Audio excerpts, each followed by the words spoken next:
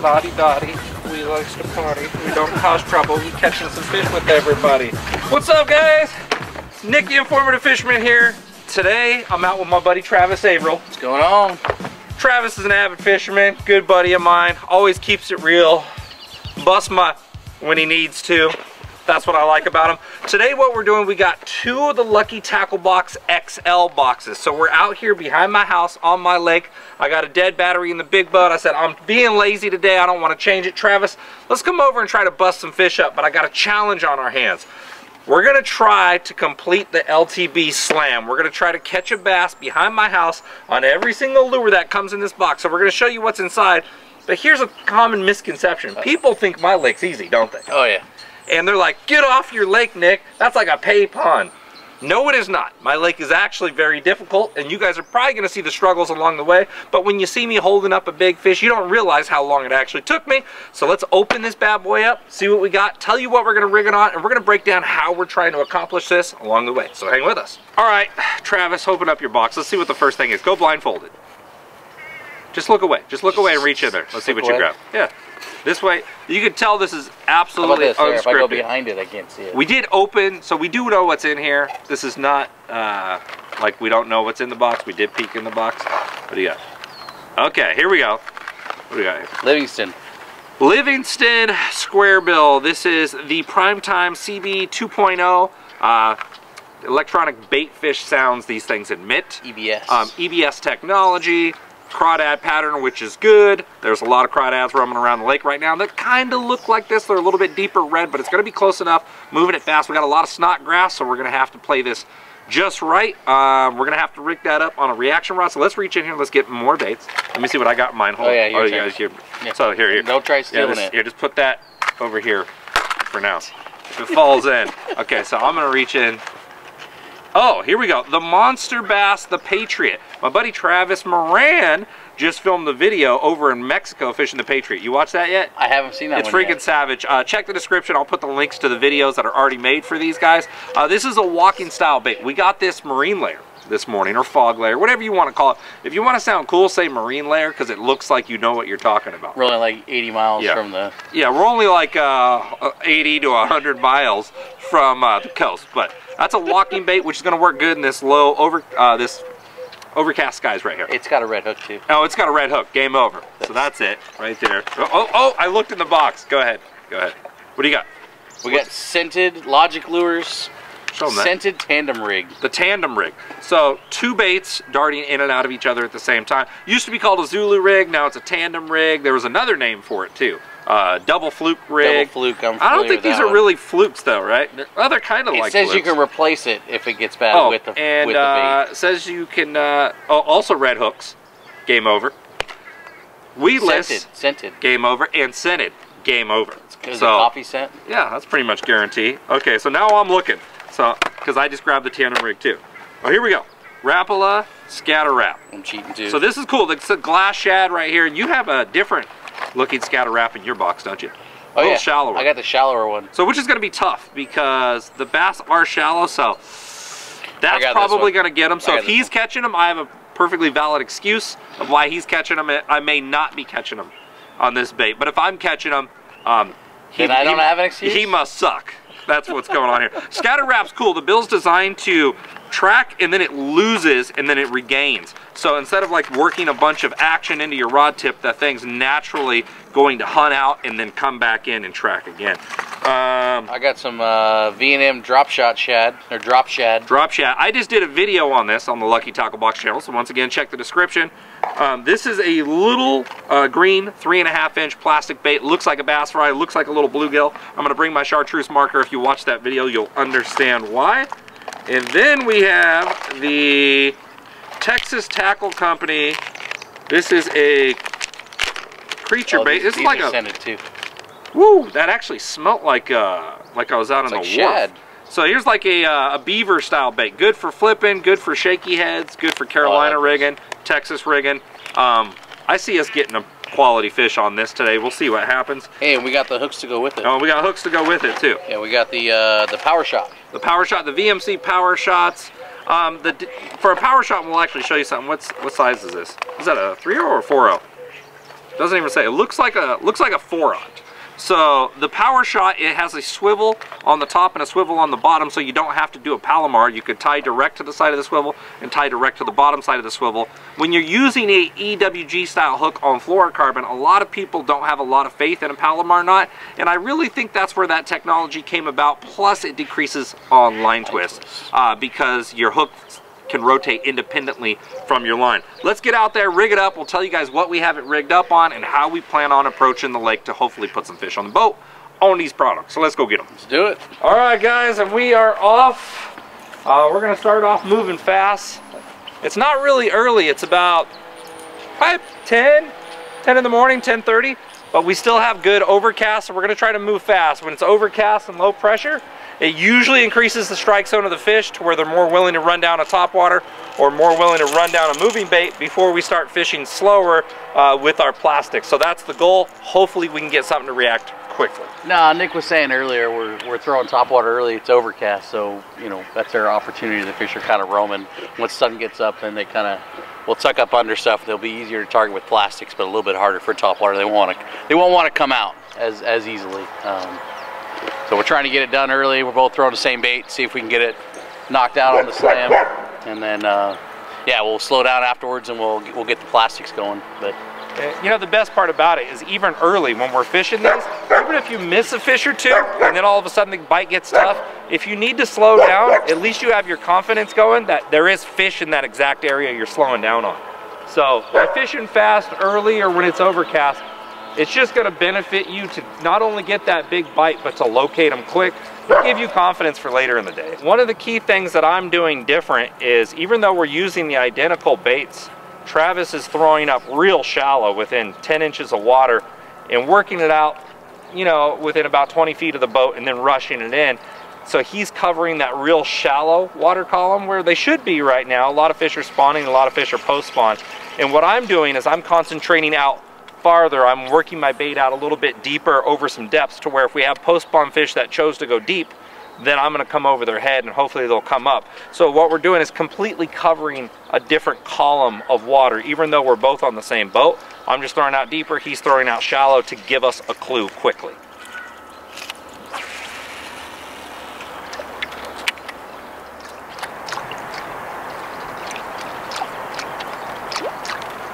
Now all we're doing with this Patriot is doing a walk the dog motion. I'm fishing mine on 65-pound braid. I'll fish it as low as 30-pound braid for like a walking bait because it has treble hooks. I don't need to set the hook very hard, but I'll just switch it back and forth on my frog rod for a walking bait, and I prefer to throw 65 with a frog, and I don't really seem to have much of an issue except a little less casting range with the heavier line. I'm just doing that walk the dog. That's that slow retrieve, twitch down on your rod tip, which is going to cause that bait to erratically move side to side, which tends to draw fish up from a little bit deeper. This is why it's kind of nice with a slicker, calmer morning out here.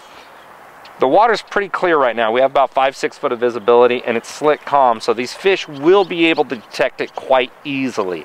From a deeper depth, you don't want something that runs fast and straight. You want something that moves side to side or something that pops and holds still, like a popper or a walking bait. If you're fishing for fish generally beyond, 15 foot or deeper that you're trying to get them to come up, you don't want something moving straight and fast. If I was throwing up shallow, like a buzz bait would work great going straight and fast because it's not much distance for them to cover to come up and plow it. But the deeper they are, basically the more wide back and forth action you want, or the more hesitating, to where I could walk this, stop it, walk it, and stop it, and that can also encourage those fish to come up and get it. I'm throwing this on this is a Sticks topwater. It's a surface rod. This is a fast action, medium heavy rod. The reason why you want that fast is it makes it easy to walk that bait back and forth. I still have a lot of leverage. It's a longer rod, which is going to get me longer cast when I'm trying to cover water, which is a good thing. Our first Patriot bass. Get in the boat, be a Patriot. Yes! There you go. Let's take a look at him. Now, one thing I noticed right away, he's got a sword on his side. I'm gonna look at his mouth. I'm gonna look at his girth. This is definitely a male. He's not spraying. There's no wounds on his mouth. I would be more likely to say that this is a pre-spawn buck that just came up there and grabbed that. instead of post spawn. Post spawn, I'm usually looking for sores around his mouth, but you know, he wanted that Patriot. Let me show you that bait. He came up and absolutely smashed it. He wanted it, no doubt about that. So now that we got one on that Patriot, I'm gonna throw a little bit deeper with that scatter wrap. This is a little bit deeper running one right here, and he's gonna throw that Livingston up shallow. And that thing's chirping, we can hear it. As soon as you get it wet, you can just hear it click, click, click, click, click. Cool. We'll put it up close to the mic and let you see if you can hear it. But we're probably gonna go back to that Patriot, because if this sky stays like this, we are liable to get a big bite. But we're gonna try to get one on every one of these baits for you right now. Still a good time to cover water fast, and crankbaits can do that. Do it. Nice one. It's on the got another fish next to him too. Yeah. I'm gonna ski him. Skiing him. Oh, that's that 8.5 to 1 on that reel. Oh, you got me down. Oh yeah. Oh, one-eyed monster. Yeah, on that Livingston square bill. The crazy part is, it's 10 foot deep where Travis is throwing. That thing's only getting down 5-6 foot deep, but there's these tall grass patches out there. There we go. Oh my gosh. What do you got, the fluke? Yeah. Apparently there's fish out there. There's some fish out there. All right guys, so the leader on the tandem rig is a little bit long for me for casting. It's a little bit cumbersome. I tied it directly to my line here. So what I'm gonna do is I'm gonna shorten this leader, and I'm gonna show you how to do it. I'm gonna see this right here, I'm gonna divide this in half, so I'm gonna cut it off midway. And this knot is called a double surgeon's loop knot. I'm strictly gonna fold it over, and I'm gonna do 2 overhand knots. 1 and 2. I'm gonna hold that loop, fasten that down, and then tighten it up. And that is just a double surgeon's loop knot. Now I'm gonna trim this tag in shorter, then I'm gonna tie on to here. That shorter leader, it's gonna make it a little bit more compact and easier for me to cast. I had about 4 or 5 foot of line hanging from the tip of my rod, so it's a little bit more cumbersome to cast it. If I was trolling it or something, it would have been great with a longer leader, but shortening it up is gonna help me a lot. So now I'm just gonna tie it back on with a basic improved clinch knot. 1, 2, 3, 4, 5. Now, the heavier the line, which a lot of people don't know in regards to fluorocarbon, the heavier the line, the less wraps you want to do for an improved clinch. If you have 20-pound fluorocarbon, you really want to use 4 loops. 15, 5, anything less than that, a 6 loop is going to hold you over. Lubricate, and we're back in the game. I'm just going to trim that tag in, and we're good to go. Oh, good one. Oh, is that scatter wrap? No, I threw the cross. Oh, that Livingston. Nice. How many hooks he's got in him?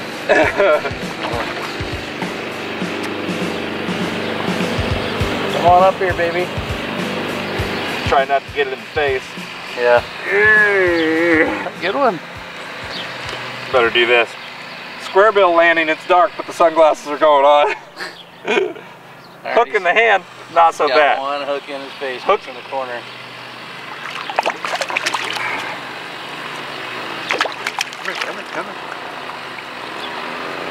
Come here, there you go, sir.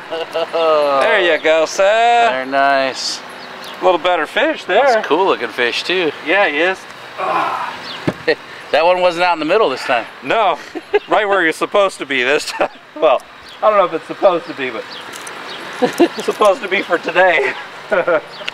Up shallow. That's that Livingston that. Ate that Livingston, yeah. Sweet. Thought he had himself a crawdad. Oh, he smoked it too. He's full. He's fat. He's a fat one, dude. Female? It's a female. It's a post-spawn female is what that is. But she's already started eating back up. There's so much bait fish here. All right, where to go?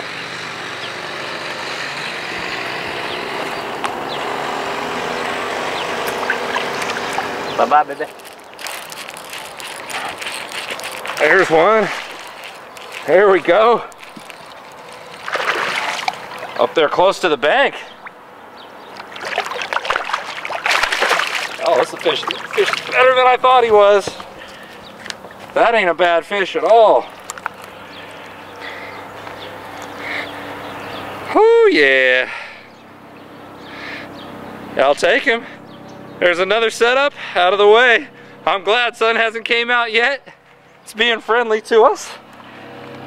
I'll take this friendly gray sky any day I could get it. He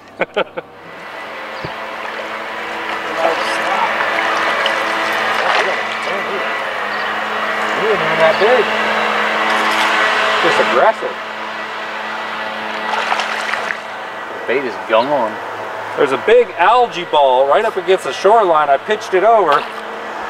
A little drop shad and oh, uh-oh. The bait is gone. Make sure he's not gut hooked. Oh, gut hooked. No way. No, through the bottom of the tongue. This is gonna take some surgery, but you could see how much he wanted that drop shad. Got that drop shad out of his throat. He's just fine on that little Mustad double wide drop shot mosquito hook. Let's send him on his merry. Take care, buddy. No freaking way. Yeah. How did he get that in his mouth? Look at the size of that redder. Golly. On the beaver. So that's on the beaver. Is in the mouth. Oh, yeah. Oh, no, you should be disgraced. Oh wait, no, technically it's on the lip. You worked so hard for that fish, and then you foul hooked it. Oh, don't even show it on. Don't even show it. Oh, what a disgrace. Oh, he's peeing all over the place. You can even catch panfish with big old giant bass hooks. That counts for the slam, right? I say it counts. Oh! I have a feeling that was another red ear. I felt it swimming with it. I can't believe he ate that. Yep. Oh yeah. That didn't take long. So we got this guy on the Chatterbait. I'm not sure if the camera got it or not, but I used that as a trailer. I used that creature bait as a trailer, put a little chartreuse in it, made it look like a bluegill going through. I'm gonna try to get one on the shaky head as well. Now it's down to that scatter wrap, and we have completed the slam. We still got a couple hours to go, so it's looking pretty promising. Hey, again, jump. Nice fish.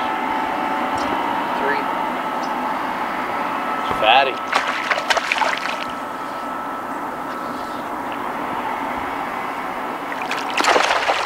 Good one? Yeah, that's 3-pounder. Sweet. Oh yeah. I get him in. You got a couple hooks in him.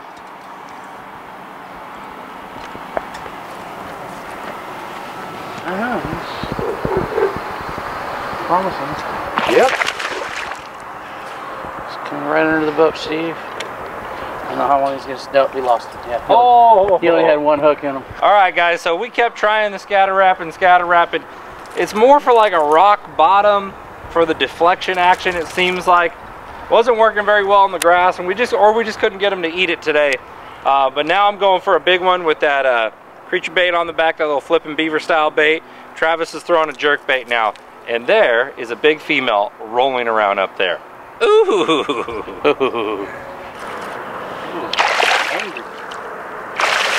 Oh yeah.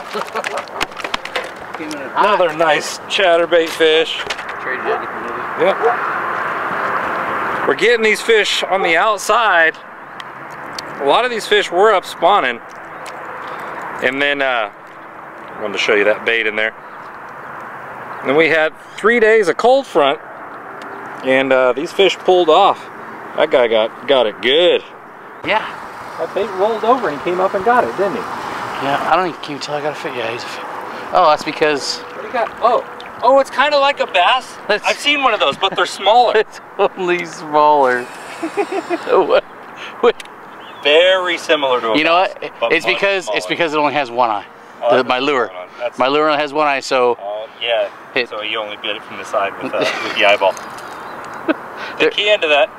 There's a hook point in the mouth. Yes, it is. It's California legal. Alright guys, so that's it. We did not complete the slam. We lost one on the scatter wrap. It was really tough to get bit on that bait today. I know that's a very effective bait. I've seen that bait catch tons of big fish all over the country. For some reason it wasn't the deal. Water temperature today was about 65. We had about 5 foot of visibility with a light wind chop. The Livingston squarebill seemed real dominant today. I would have bet that would have beat all the lures out.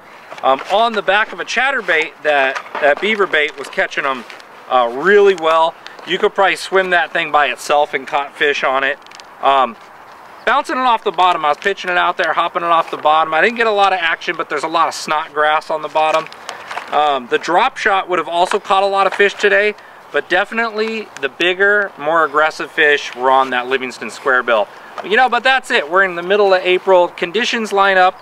It could be 3 days later and, you know, the scatter wrap could shut everything else out. And that's just the way it goes, guys. That's this month's Lucky Tackle Box. Hopefully you guys enjoyed this little clip. I thought it'd be kind of fun just to throw this together and have my buddy Travis out. Yeah, I had some fun. It was good. I like this guy right here. And the great part is, this guy is a topwater guru, and I get the only topwater fish today right in the very beginning. So I'm pretty stoked. Thanks for watching, guys. That's so messed up. Oh, yeah. You know what?